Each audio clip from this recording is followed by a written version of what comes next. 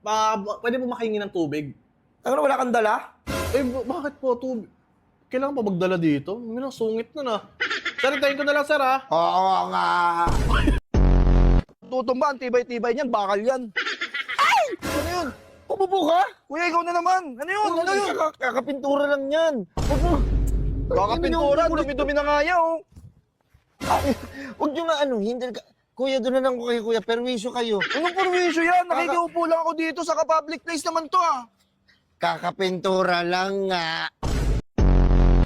Pag mukha ka doon ganyan, hindi lahat ng gumagawa ng masama. Hindi, boss. Eh na nga eh.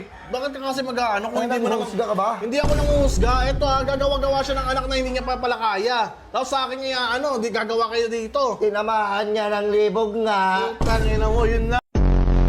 Siyempre ha, nabalitaan ko, nanganak na si Inday. Ang bilis naman ng panahon para sa mga anak siya, para siyang daga. Kamukha mo yung bata. Oh, hindi sa akin yun!